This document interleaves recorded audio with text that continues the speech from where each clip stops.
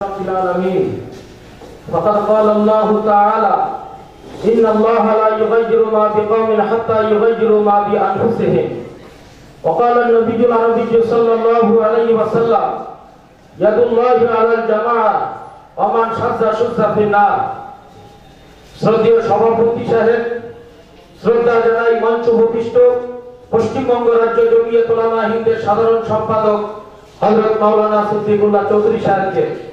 মঞ্চ উপস্থিত আছেন কলকাতা জমিয়ত উলামা হিন্দের সভাপতি হযরত মাওলানা নূর মোহাম্মদ সাহেব এবং উপস্থিত আছেন কলকাতার জমিয়ত উলামা হিন্দের সাধারণ সম্পাদক দিলুর রহমান আরিফ সাহেব। বন্ধুগণ, কলকাতা জমিয়ত উলামা হিন্দের আহ্বানে আজকের মৌলালী যুব কেন্দ্রে আমরা উপস্থিত হয়েছি। জমিয়তের আহ্বানে আমরা এসেছি। শত সংকীর্ণ সময়ে আমি আপনাদের সামনে খুবই সংক্ষিপ্তভাবে কয়েকটি কথা রেখে যাচ্ছি। জমিয়ত উলামা হিন্দের একটা অতীত আছে, জমিয়ত উলামা হিন্দের বর্তমান এবং জমিয়ত উলামা হিন্দের আগামী ভবিষ্যৎ। জমিয়ত উলামা হিন্দের ইতিহাস আমরা অনেকেই জানি, অনেকে শুনেছি।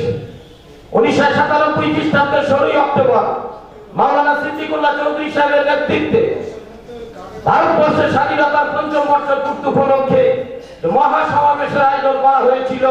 সেই সমাবেশে নেতাজি সুভাষচন্দ্র বসুর ভাইপো ডক্টর শিশির বসু বলেছিলেন, জমিয়ত উলামা হিন্দ ভারতবর্ষের স্বাধীনতা যদি নেতৃত্ব না দিত, ভারতবর্ষের স্বাধীনতা 1947 সালে হতো না, 100 বছর পিছিয়ে যেত। এটা আমাদের ইতিহাস। জমিয়ত উলামা হিন্দের নেতৃত্বে মোহনদাস করমচাঁদ গান্ধীকে আমরা তার হাতে নেতৃত্ব তুলে দিয়ে হিন্দু মুসলমানের মধ্যে ঐক্যের বাতাবরণ তৈরি করেছিল জমিয়ত উলামা হিন্দ। নেতাজি সুভাষচন্দ্র বসুকে জার্মান জাপানে পাঠিয়েছিল জমিয়ত উলামা হিন্দ।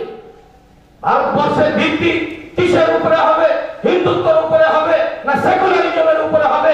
বি.আর. আম্বেদকরের নেতৃত্বে ভারতবর্ষের সংবিধান রচনাকালে যখন বল্লভভাই প্যাটেল বলেছিলেন মুসলমানরা দেশটাকে ভাগ করে নিয়ে চলে গেছে, এই দেশটাকে আমরা হিন্দু রাষ্ট্র করব, মাওলানা হাফিজুর রহমান জমিয়তের তৎকালীন সর্বভারতীয় সাধারণ সম্পাদক তিনি 1 ঘন্টা 40 মিনিট বক্তব্য রেখে বলেছিলেন, এই ভারতবর্ষকে স্বাধীন করার জন্য 10 থেকে 12 লক্ষ মানুষ রক্ত দিয়েছেন, 10 লক্ষ মুসলমান এই জন্য রক্ত দাননি, এই দেশটাকে হিন্দু রাষ্ট্র করব। শের শাহ সুরি রোডের এমন কোন দান ছিল না যে দালে আলেম ওলামাদের লাল ঝুলানো হয়নি। ইংরেজদের ফাঁসির মঞ্চকে তারা এই জন্য আলিঙ্গন করেননি, এই দেশটাকে হিন্দু রাষ্ট্র করব। ডক্টর আম্বেদকর বললেন, তাহলে এই দেশের ভিত্তি কিসের উপরে হবে? মাওলানা হাফিজুর রহমান বলেছিলেন, এদেশের ভিত্তি সংখ্যাগুরু হিন্দু ভাইদের দিকে লক্ষ্য করে যদি এদেশের ভিত্তি হিন্দুত্বের উপরে রাখা যায়, আগামী ভবিষ্যতে ভারতবর্ষ টুকরো টুকরো হয়ে যাবে।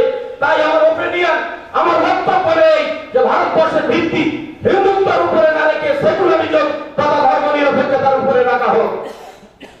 জমিয়ত উলামা হিন্দের নেতৃত্বে ভারতবর্ষের স্বাধীনতা, জমিয়ত উলামা হিন্দ এমন কোন সিদ্ধান্ত নেননি তাদের পাপের প্রায়শ্চিত্ত আমাদের উপরে চাপিয়ে দেওয়া হবে, আমাদেরকে ভুগতে হবে। জমিয়ত উলামা হিন্দ দেশকে ভাগ করেনি। 1947 সালের 20 জুন দেশ ভাগের পক্ষে এবং বিপক্ষে ভোটাভুটি হয়েছিল। 29-35 ভোটে দেশ ভাগ হয়ে গেল। জমিয়ত উলামা হিন্দ সেদিন বিরোধিতা করেছিল। বাংলা ভাগের পক্ষে বিপক্ষে ভোটাভুটি হয়েছিল। 1947 সালের 22 জুন 141 জন মুসলমান এমএলএ মোহাম্মদ নুরুল আমিনের সভাপতিত্বে ভোট দিয়ে তারা বলেছিলেন, 106 জন এমএলএ বলেছিলেন যে আমরা বাংলা ভাগ চাইনি। 79 জন হিন্দু এমএলএ ছিলেন। 79 জন হিন্দু এমএলএর মধ্যে 56 জন হিন্দু এমএলএ ভোট দিয়েছিলেন বাংলা ভাগ করতে হবে। জাতীয় কংগ্রেসের কারণে দেশ ভাগ হলো। এখানে উচ্চবর্ণ ব্রাহ্মণ, ওই জ্যোতি বসু, ওই শ্যামাঙ্গ বাচ্চার মতো উচ্চবর্ণ ব্রাহ্মণের কারণে বাংলা ভাগ হয়েছিল। আমরা এমন কোন সিদ্ধান্ত নেইনি, আমরা আমাদের পূর্বপুরুষ এমন কোন কাজ করেনি যে তাদের পাপের প্রায়শ্চিত্ত আমাদের উপরে চাপিয়ে দেওয়া হবে। আমরা দেশীয় মানুষ। মমতা বন্দ্যোপাধ্যায় বাংলাদেশ থেকে এসেছেন, বুদ্ধদেব বাংলাদেশ থেকে এসেছেন, জ্যোতি বসু বাংলাদেশ থেকে এসেছেন। ঐতিহাসিক বলছেন 1204 খ্রিস্টাব্দে এই বাংলার 3 কোটি হিন্দু সম্প্রদায় মানুষ ছিল। বর্ণ হিন্দুদের অত্যাচারে 1 থেকে 2 বছরের মধ্যে 1,75,00,000 হিন্দু তারা মুসলমান হয়েছিল। আমরা সেই মুসলমান। অতএব আজকে আমাদের ভিক্ষার জন্য গর্বের কেন করতে হবে? কেন মুসলমানদের চাকরি? বি.আর. আম্বেদকরকে মুসলমানরা খুন করেনি, শ্রীমতী ইন্দিরা গান্ধীকে মুসলমানরা খুন করে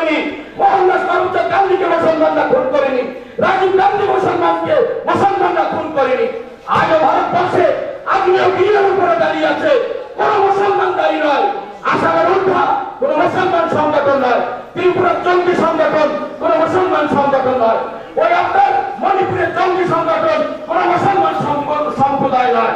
পশ্চিমবঙ্গের মুখ্যমন্ত্রী মমতা বন্দ্যোপাধ্যায় সহ 5 জন মুখ্যমন্ত্রীকে খুন করার হুমকি দিয়েছে মাওবাদী, তারা কোন মুসলমান সংগঠন নয়। বন্ধু, আজকে কেন মুসলমানদের দরকার চাকরি? আজকে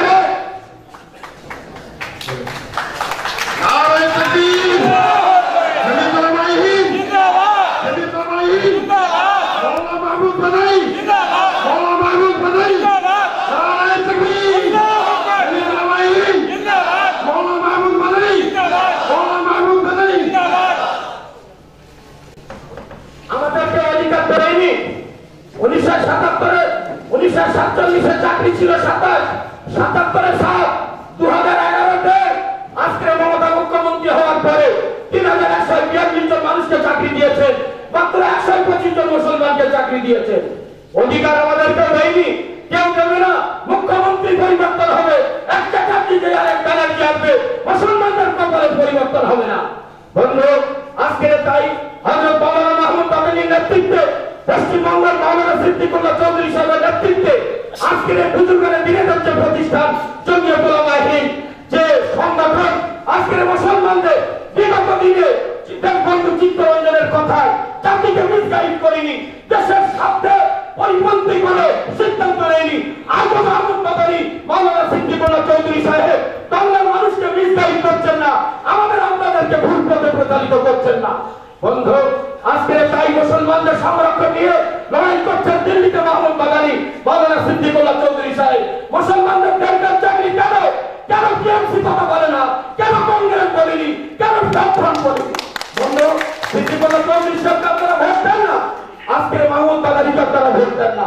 তাই শুনে রাখুন বন্ধু, আজকে ইসলাম জিন্দা হতা হ্যায় হর কারবালা কে বাদ। রক্ত দেওয়ার জন্য প্রস্তুত হয়ে যান। বেঈমান বিশ্বাসঘাতক কোন সরকার 64 বছর যেরকম আমাদের অধিকার দেয়নি, আগামীতেও দেবে না। আজকে তাই আগামী দিনে অধিকার আদায়ের জন্য যদি অবরোধের প্রয়োজন হয়, অবরোধ আমরা করব। আজকে মুখ্যমন্ত্রী ঘর বাড়ি ঘেরাও করার প্রয়োজন হলে আমরা করব, রেল অবতরণের প্রয়োজন হলে আমরা করব, আমরা অচল করে দেব। শুনে রাখুন বন্ধু, আজকে তাই আপনাদের কাছে অনুরোধ করছি, হাসির জায়গা নেই, অধিকারের জায়গা, ভিক্ষা আমাদের দরকার নেই। ওই job card, BPL card, APL card বন্ধ, তারা আমাদের অধিকার দেবে না, দেয়নি। তাই আপনাদের কাছে অনুরোধ করবো, জমিয়ত উলামায়ে হিন্দকে মজবুত করুন। মাওলানা সিদ্দিকুল্লাহ চৌধুরী সাহেব, হযরত মাওলানা মাহমুদ বাদানীর হাতকে মজবুত করুন। ইনশাআল্লাহ দেখবেন অধিকার দিতে বাধ্য হবেন তারা।